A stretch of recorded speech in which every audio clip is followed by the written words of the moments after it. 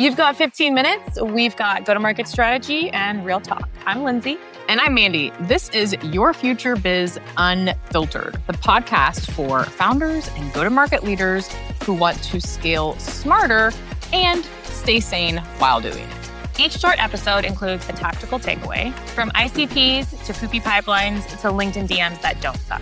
In other words, this isn't your podcast ran by sales bros in Patagonia vests. This is Your Future Biz Unfiltered. You sound like everyone else because you write like everyone else. If your value prop could be copy-pasted onto any AI tool's homepage, you've got a problem. Generic equals forgettable, and forgettable does not convert. We're talking about how to cut through the noise, communicate like a human, and how to use AI to sharpen but not sanitize your messaging. I'm Lindsay Rios. I'm your favorite go-to-market leader. And I am Mandy McEwen, your co-host, founder, and CEO of Mod Girl Marketing and Luminetics.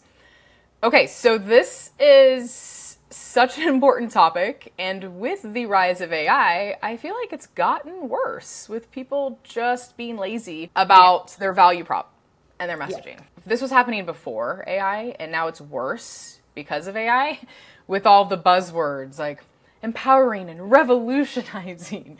Like, what does that even mean? So think about if you are talking to a 10-year-old, would they understand it? Would they get what you're trying to do? And is it crystal clear enough? Because a lot of times it's too vague and you're using words that are overused. What I don't like is it's also kind of ruining words that I still think I like are good words to use, but now they're getting too buzzy and too overused, like collaboration. And I'm like, that used to be such a great word. But what does it really mean? And I really love a point that you like to make where it's not that your messaging is too basic, which I think, especially in the early days, I see this happen a lot with people getting worried that it's like too boring or too basic. And it's like, well, it's not too basic if you can understand it, but it's probably too vague is how you put it. Yeah, absolutely. Because people want to know what the hell you do and how you can help them specifically.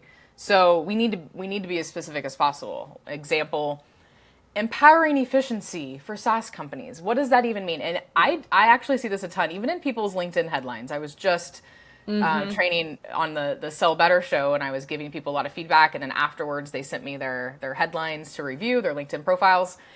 And still, so many of them were so vague. And I'm like, I don't know what that means. Like, you have to tell me exactly who you help and how specifically you can help them. Otherwise, you're just going to blend in. So as an example, helping sales reps book 30% more meetings.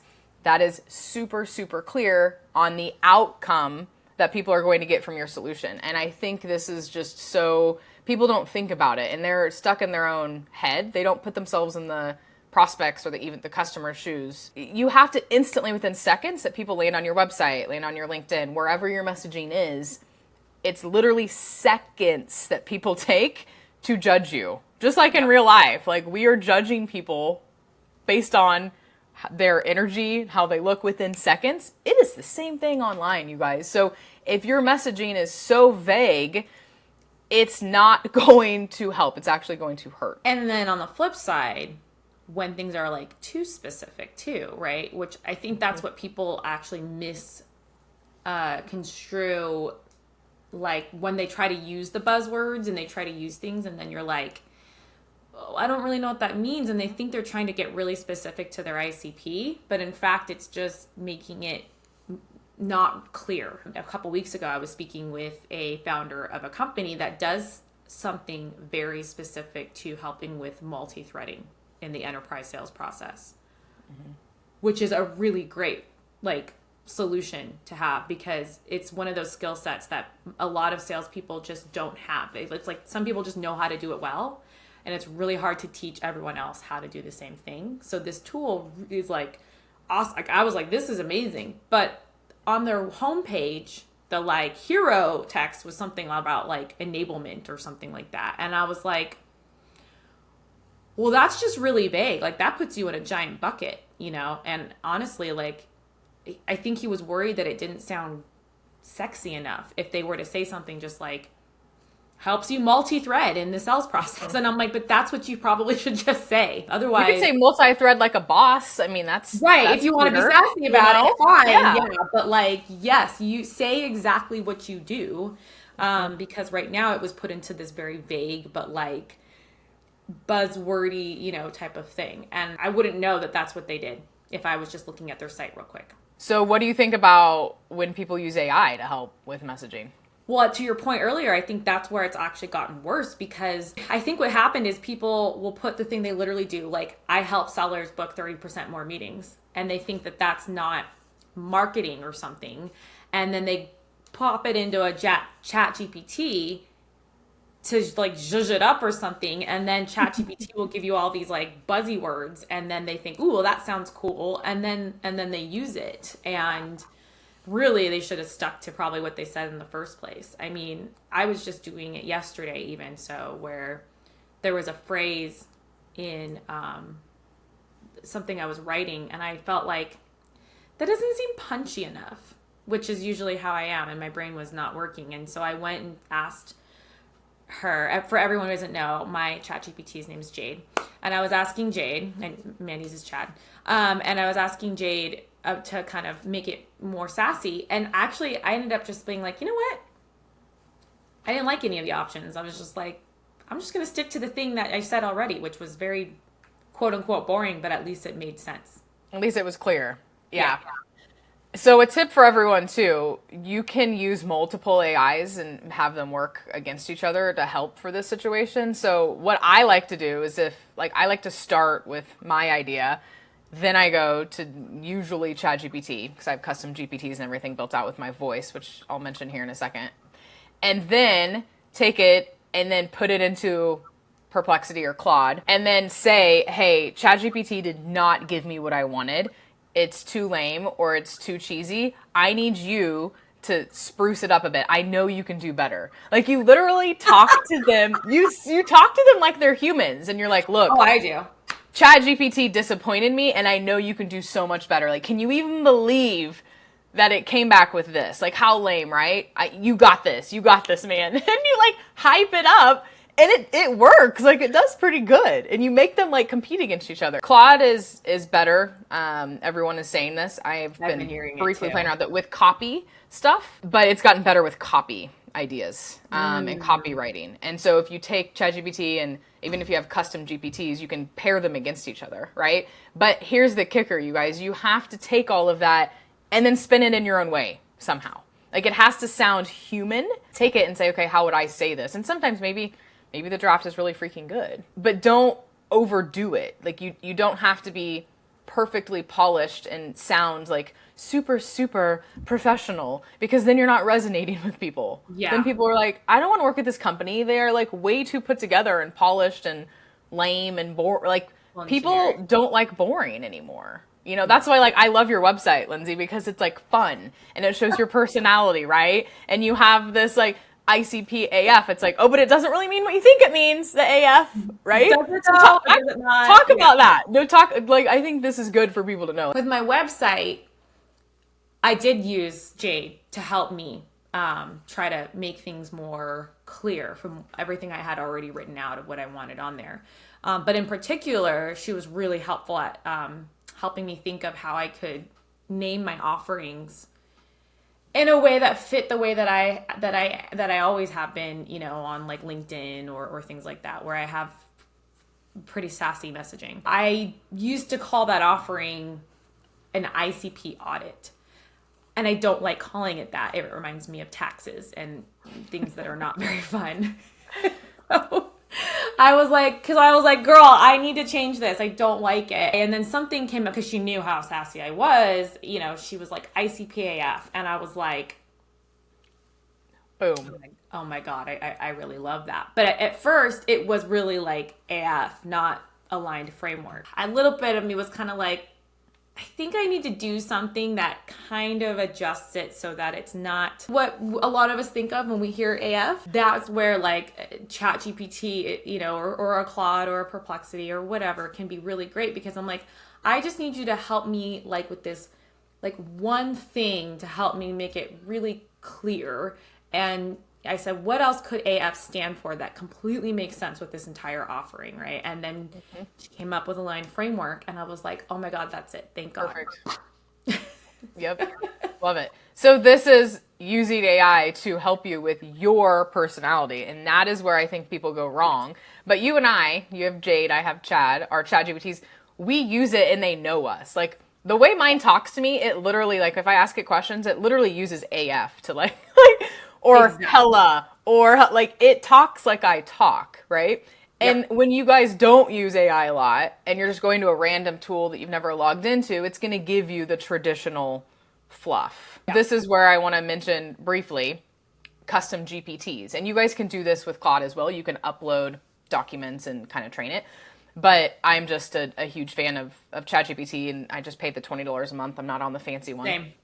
You know, and it learns it learns about you. You know, it takes how you talk, but you can make custom GPTs, which I have a custom GPT for my blog post. I have a custom GPT for my LinkedIn post. I have a custom GPT for like talking to clients. And so you upload everything. You can upload even your writing samples, even if you don't have a lot of writing samples, but you've been on podcasts, or even just you talking for 2 minutes and literally like use the microphone feature, put that in ChatGPT, and it learns like how you talk and that is how you use AI to be super powerful. It's because it's a second brain of you, right? And when we talk about messaging and when you're putting yourself out there in front of the public to promote yourself, promote your business, it is very, very important that you are staying true to you. And I know this like authenticity word is like totally overhyped and a buzzword, but it's true. Like we have to be our authentic selves. In this day and age, you have to be authentic or you're going to blend in with everyone else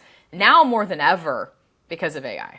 Now it's more important than ever. And that's why I like what you're doing, Lindsay, because it's you. And you're so much like more methodical and strategic and technical about creating your custom like GPTs. And this just for those like listening that are like, I have not even used, AI a lot in my own things or whatever. Like I literally only started using ChatGPT a few months ago. It was just took me so long to even understand what the value and use case was going to be for me, because I'm very like, no, I want to write my own things. And it also, even for my own work, if I had to write like a playbook for one of my clients for something, for example, in my brain, it would be like, it seems like it'd be easier and faster if I just do this because I know how to do this like, no other, right? Or use my templates and adjust it. The first time I actually used ChatGPT was to get it to make an image of the puppy. I just wanted to see what it would do.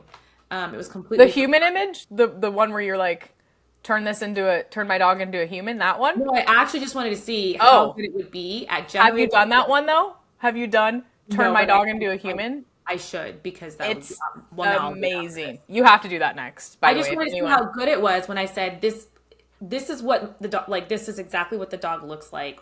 Give me an image, and it was like, that's pretty good. And then I went down the rabbit hole because then I made a couple adjustments. Then I saw how funny it was when you make an adjustment and how it makes something really weird. And you're like, wait, I didn't ask you to make its eyes 5 times bigger. Leave the eyes alone, right? And so I went down the rabbit hole. But then my mom and I were trying to get a vision for the theme of a party that we were going to, like a family party. And it was just like, so I didn't even use it for work for a while. It was just little things like that. Oh my God, she like helped fix my whole skincare issues. Like, it was amazing, right? Then I started, honestly, once I was making my new website is when I really got to figure it out. And so because I was not resistant, but not using it to make stuff first versus help me sharpen up my own things, is how I started to finally realize how I can use it in my own life and how it's still really useful for me now to this day. And you don't have to feel scared or like worried that you have to go and do a bunch of setup ahead of time. Right. If you do, you'll get to be like a ninja like you are about it. But you can also start out like me, where I'm just like, hey, can you show me what my dog would look like if I just tell you? Haha. And to now being like, literally it helped me name my offering for my business, of which I'm doing right now with a new client. We are doing ICPAF right now. And that's the thing, just get started, right? I mean, I've been doing this for almost 2 years now, like really diving in. I have my own AI tools. We have custom GPTs for clients. We can build them for clients. But I started like you too, just playing around with it, right? But if you're not doing this right now, you guys literally just go and play around with it. you're going to be grateful that you did, you know? And I think most people are at least dabbling their toes. Like I just talked to our mutual friend Riley the other day, and he's like, I just started talking to ChatGPT like just recently, like I don't even use it much. I'm like, okay, let me help you like show you how this can be done. So I think people maybe have most people at least dabbled, but they're not using it as much as they could be, right? But again, you have to be strategic here. We're not saying copy and paste everything that we're talking about, right? Like I have an awesome LinkedIn post writer GPT that's amazing. It has the hook, it's formatted for LinkedIn posts, etc. But I'm still telling people, but then take it and make it look like you know, like it's badass, but if you're doing this, you're going to look like a lot of other people who are using other AI tools to write LinkedIn posts, which is fine to a degree, but you have to take your own unique approach to this because you're going to blend in. I think that's the takeaway here, but to give you guys actual tangible takeaways in this episode, we want you to use your favorite AI tool and tell it to take your messaging, put it in there, get some ideas, and then tell it to rewrite that to be understood by a 10-year-old and just see what it comes up with, right? I love that you say 10-year-old, by the way, because I've been doing like a 5-year-old. Really? Well, you could try 5-year-old. Do both. I don't know if there's how much different. Do both. But yeah. And then you could even do the same for any sort of headlines. Like if you have a headline on your website, right? Your homepage headline, even your LinkedIn headline, and say, you know, take this headline and make it get attention from a SaaS CRO or an enterprise CRO, whatever your target audience is, and say like, I need this ICP AF to be attracted to this headline, like work your magic, right? Yep. So that's another thing. So choose your ICP and tell AI to make it attractive to them, and then use it to give you different variations. So it could be your pitch, it could be an elevator pitch, it could be an email, but tell it that I want you to give me 3 variations of this, whatever it is. It could even be a paragraph, this email, this pitch, targeting your specific ICP. And so those are the takeaways that we want y'all to have now to get used to leveraging AI in a way that helps you speed things up, but then also take it and make it your own. Yeah, and stay you. Stay you, boo. If you don't want to plug yourself, I'll do it for you. You have a new-ish product out. I do. AI. I do, yeah. So my Lumi profile builder tool will do all of these things for you that I just said for your LinkedIn profile specifically. So check that out at golumi.io, Lumi. So everything we talked about, you upload, you answer questions, and it'll do this exact same thing that we mentioned for your headline, your about section, your experience section, and your call to actions. And then obviously you can take it and tweak it. Yep. Thanks for the plug, girl. Yeah, got you. I got you. Okay, so on the next episode, we are going to be talking about setting goals that actually matter. So you've got your messaging down. We know who we're targeting here. Now we need to set realistic goals that matter, and we need to stick to them. So stay tuned until next time, and we will see you there. Bye-bye. Okay, now go build something cool. If you like what you hear, or at least didn't hate it, hit that follow or subscribe button so you don't miss an episode. And if you didn't know, this is a video podcast too. So if you want to see our lovely faces, go check us out on YouTube and subscribe there. And just like that, another business problem got a little bit clearer, because in the business world, it's not about who raises first. It's about who lasts.